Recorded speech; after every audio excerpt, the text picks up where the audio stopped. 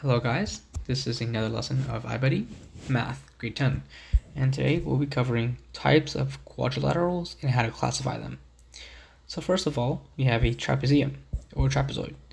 Trapezium is characterized by a shape that has only one pair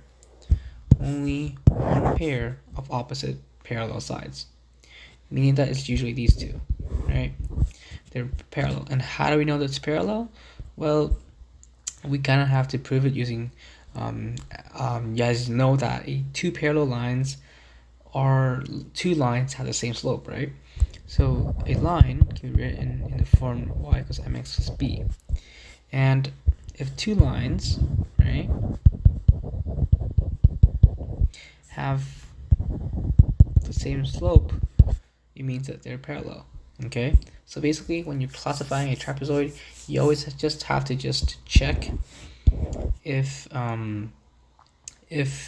there's one pair of opposite parallel sides. They have to be. Okay, so now let's just move on into isosceles trapezoids. The one we talked about earlier, this is a general trapezoid or a scalene trapezoid. Forgot to mention scalene trapezoid. So this is assuming that these two sides are not equal, right? And that's called a scalene trapezoid.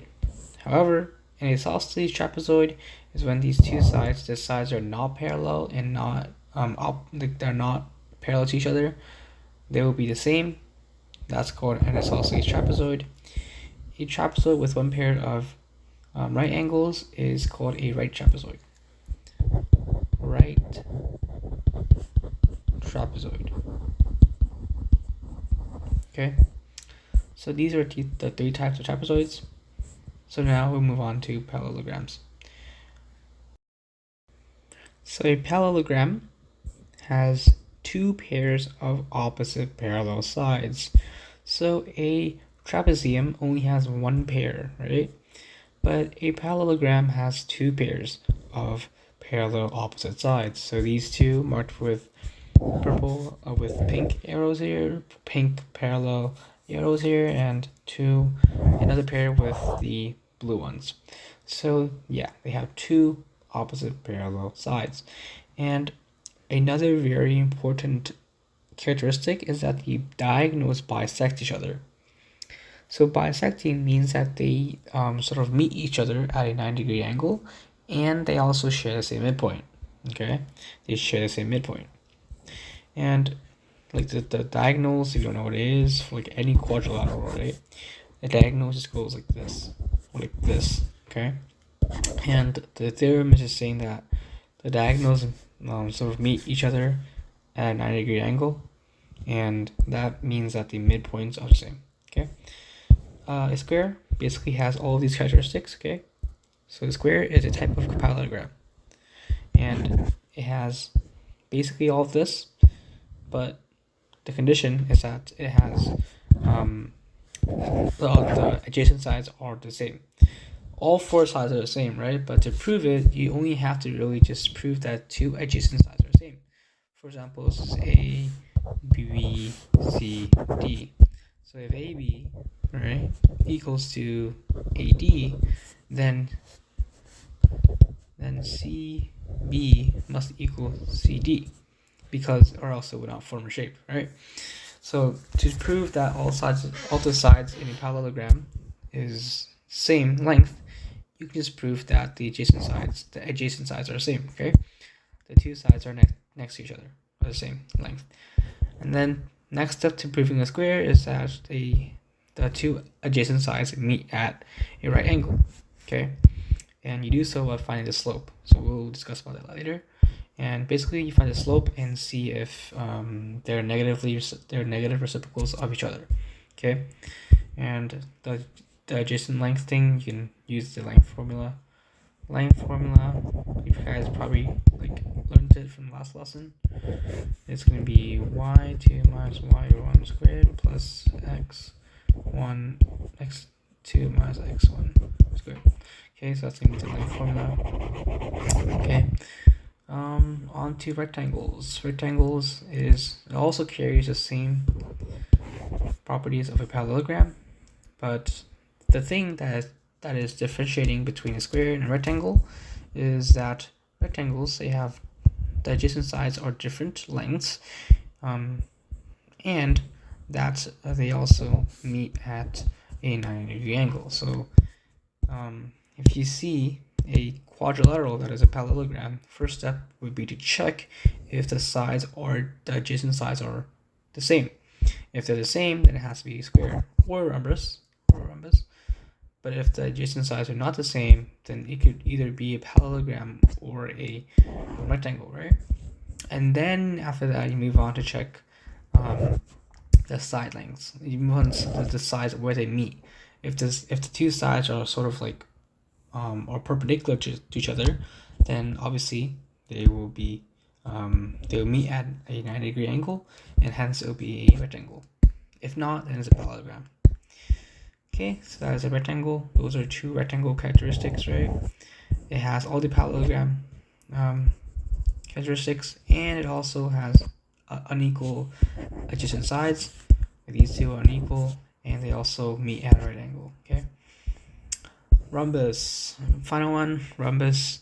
It's basically a square, but there's no right angles. Okay. Square, but the sides don't meet at a right angle. Okay. So basically, when you have proven, when a question has asked you to find what type of quadrilateral it is, like after eliminating the trapezoid, obviously, you would check if it's a parallelogram. So if it is a parallelogram, you would check if again the adjacent sides are equal. If they are, then it's either these two, and then from there you check the 90-degree angle, the 90-degree meeting thing. Okay. If the adjacent sides meet at a 90-degree angle by checking these slopes, if they're perpendicular. Okay, so now let's go on to the questions.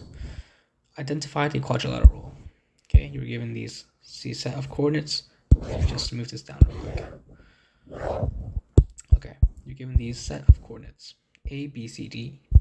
So first of all, I would want to approach this question by just drawing a faint Cartesian plane, okay, to help us visualize where the coordinates really are. Okay, this is very faint, don't worry about it, it's not accurate at all. Okay, let's just label the points here. Okay, so 1, 6 is around here.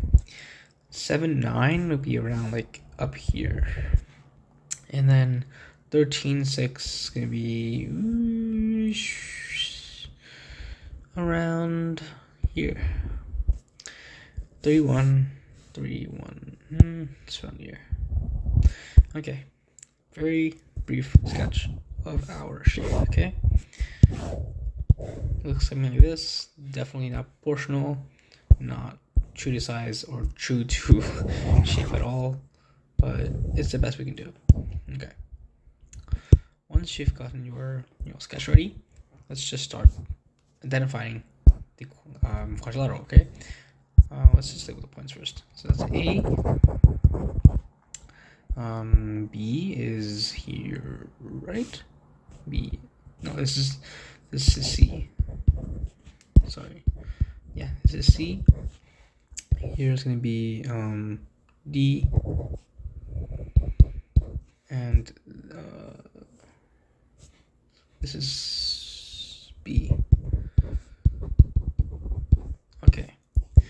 So first up, as I said earlier, you have to just see if it's a parallelogram or a rhombus or a trapezoid. Sorry, because those are two main types of two main categories that we want to differentiate first. So let's check if the opposite sides are parallel. So we can use that using the slope formula, which is obviously y2 minus y1 over x2 minus x1. Okay, so m. So our slope will be, let's do slope of AD first. Okay, so m of AD, slope of AD first, which will be 6 minus 1 over 1 minus 3, which equals to 5 over negative 2, which simplifies to negative 5 over 2. Okay, alright, and now let's do the same thing for slope of BC, because we want to see if opposite sides are parallel, right? So our MBC would be this side, okay? So plug it to a slope formula would be 9 minus 6 over 7 minus 13, which will give us negative 1 over 2. Third step. So really here we're just differentiating between a trapezoid and a parallelogram, but in some curriculums, like actually some you guys should be checking the slopes of both pairs, like both BC and AD, as well as AB and DC, right? So you guys should be checking it in case your teachers choose to mention the shape called a kite, right? But normally they mention it, but they don't really put it on a test because it's really uncommon, and most of them just really test these fundamental shapes. Okay, so we're not gonna worry about that today. So because we're just working with parallelograms and trapezoids, then we already know that it's not a parallelogram because a parallelogram has two pairs of opposite sides, right? This one, it cannot be two pairs because one pair is already not parallel. Okay, they're opposite, right? But they're not parallel. So it cannot be a parallelogram. So it has to be a trapezoid. Therefore, it's a trapezoid. We know that it's some form of trapezoid. We can't not parallelogram.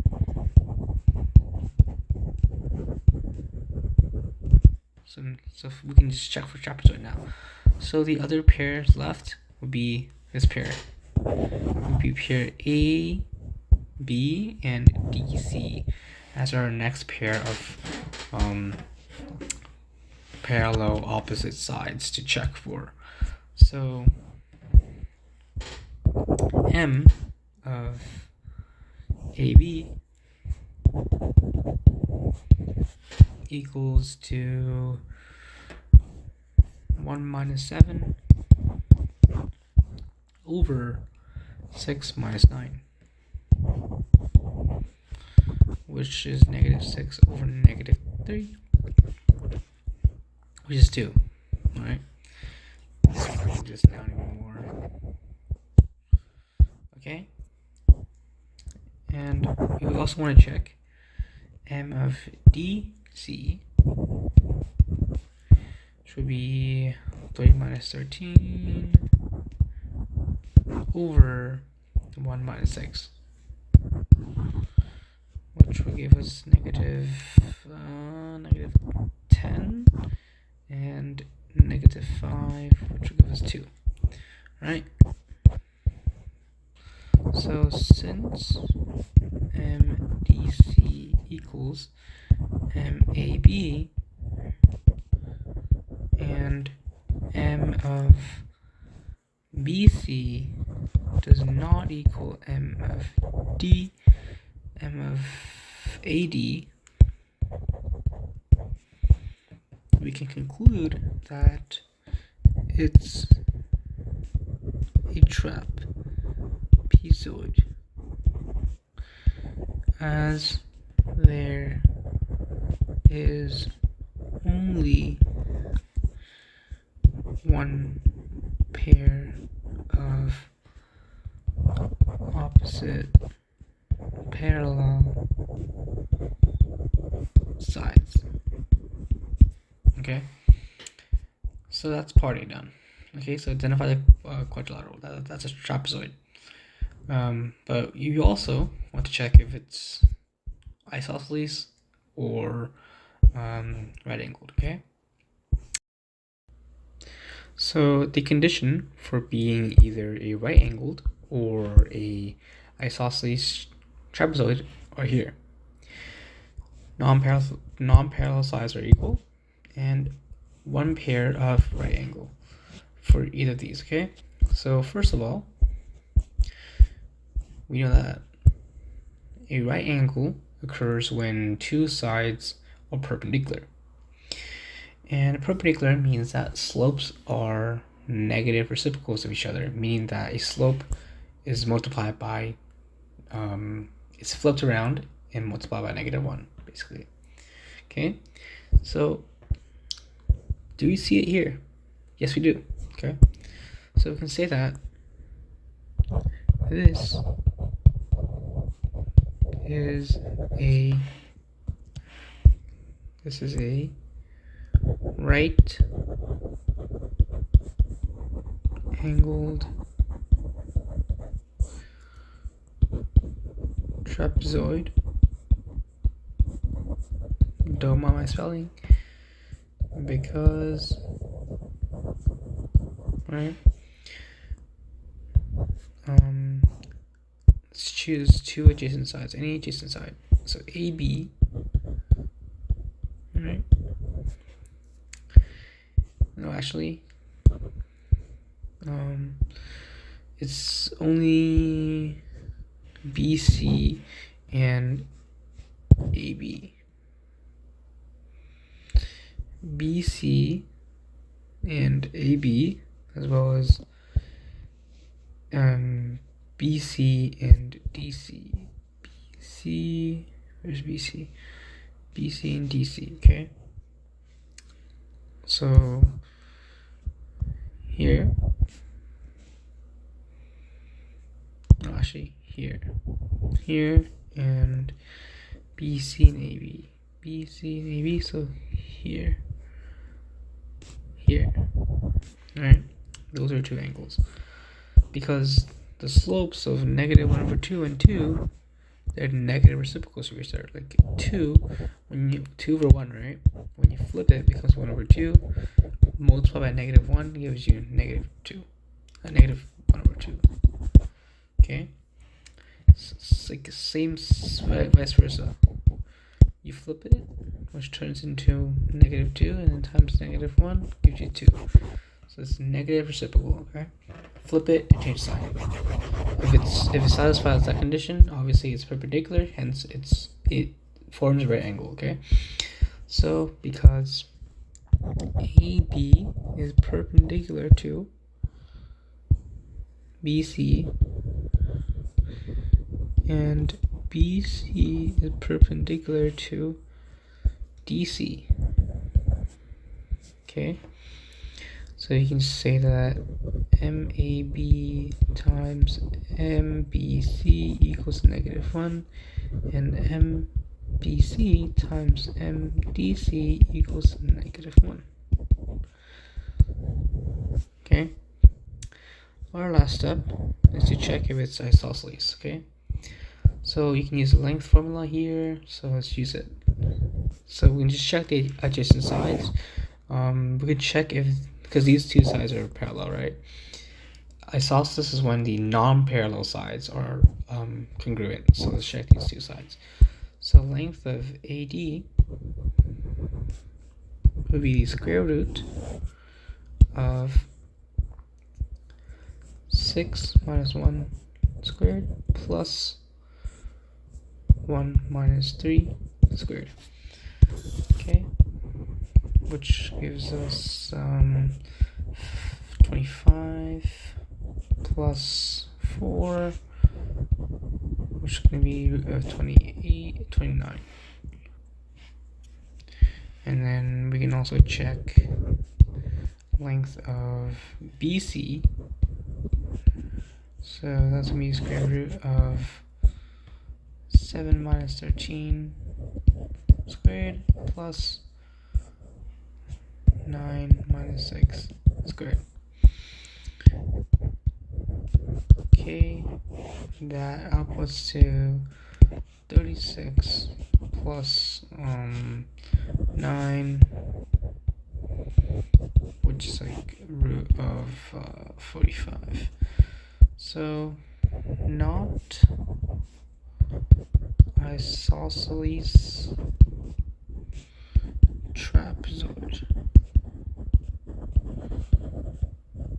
as L of BC is not equal to L of AB. The opposite sides are not parallel, are not the same. So you can say that conclusion statement is a quadrilateral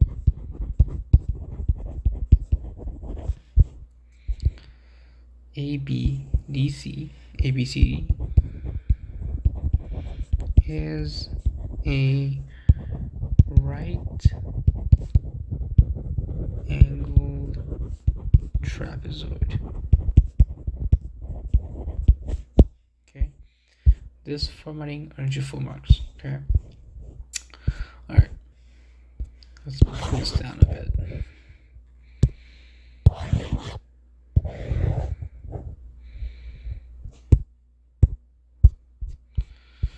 Okay,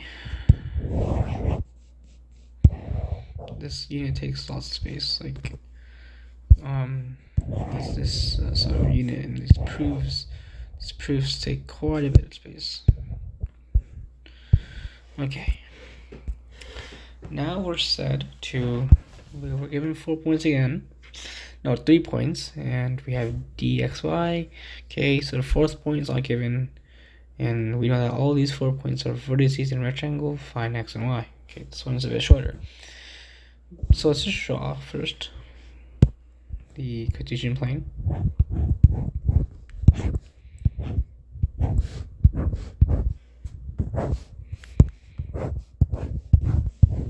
Okay, and let's plot these points. So 3, 4 is around here. 4, 1 here. So that's what? It's A. That's B. It's A. -3, 2. It's gonna be here. And D is somewhere. So I'm gonna assume it's here. Okay? Because it's a rectangle, okay? So I'm gonna assume it's there.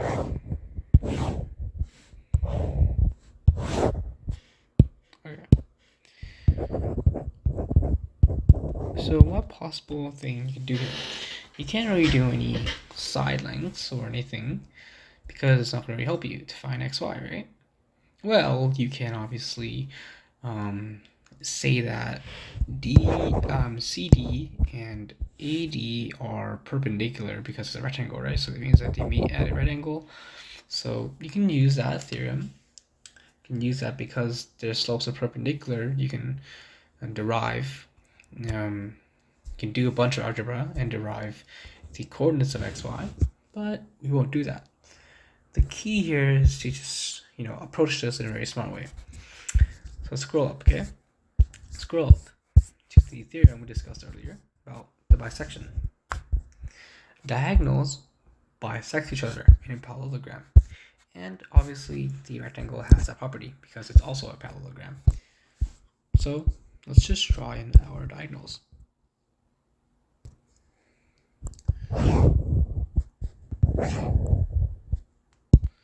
Let's use a different color. Okay, there. Okay, those are our two diagonals. So from here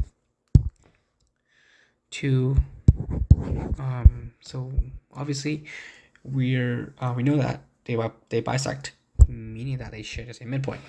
So what we can do is find the midpoint of AC, and then you can use that midpoint as the midpoint of BD, and then substitute to find sub it into the midpoint formula to find the coordinates of xy. Okay, I'm pretty sure you guys know the midpoint formula by now. And let's do it. All right. So midpoint of AC would be -3 plus 4 divided by 2 and 2 plus 1 divided by 2, which will be -1/2. Wait, no. 1/2 and 3/2. Okay, so we got that midpoint, and we know that midpoint of AC equals to midpoint of BD because they bisect. Therefore, we can break it down.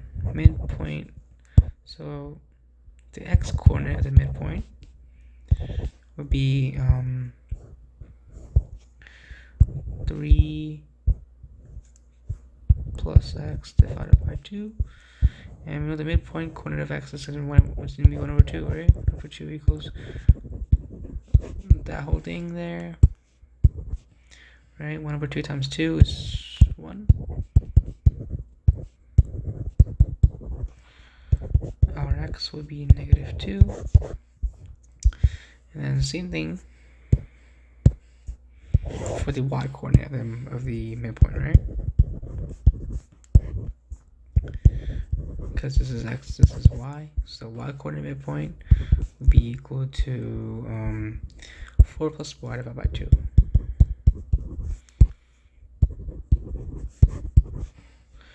And the y coordinate is 3/2. Okay. Bring the 2 over here, which gives you 3. And our y would be -1. Okay. So therefore, D would be this coordinate, right? All right.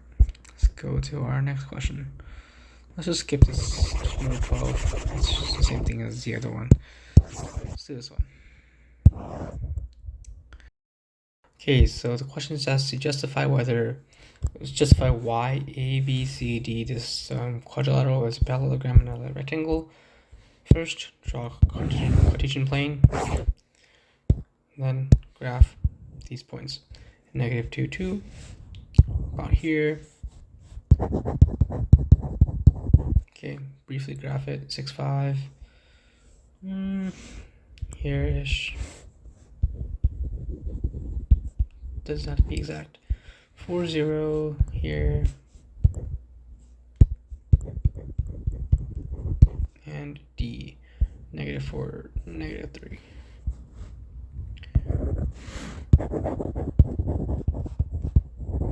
Okay.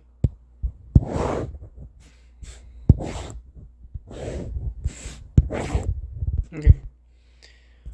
A parallelogram is a shape that has opposite, that have two pairs of opposite parallel sides, and that's like the main property. Okay, when you're proving a parallelogram, you don't have to prove this one. This is a given. Okay, you don't have to prove it because it's a mathematical theorem, is that when you have a shape that has when you meet this requirement, this is automatic. Okay, so just prove this one. Prove that you have two pairs of sides that are opposite and are parallel. So let's choose a pair of sides. Let's choose AB and DC to see if to prove that they are parallel. We'll take a slope of both of them. So slope of AB first, which would be 5 minus 2, 6 plus 2, which gives us 3 or 8. Okay, now we would get M of DC, which would be 4, 0 plus 3, 4 plus 4, 3/8. Okay, these two in the condition. Now let's move on to these two sides now, AD and BC. Okay, so M of AD equals to 2 plus 3 over -2 plus 4, which is 5 over -2, 5/2. And then M of BC is going to be 5 minus 0, 6 minus 4, which is 5 over 2. Therefore, parallelogram, because m of AD equals m of BC and m of AB equals m of DC. Okay, we got the parallelogram, proving it's a parallelogram requirement now. Now I have to prove it's a rectangle. It's not a rectangle. Not a rectangle, okay? So a rectangle has adjacent sides. The only difference between a parallelogram and a rectangle, as I said earlier, is that a rectangle has adjacent sides that are perpendicular and they intersect, like they meet at 90 degrees. Okay, so to prove that, we say that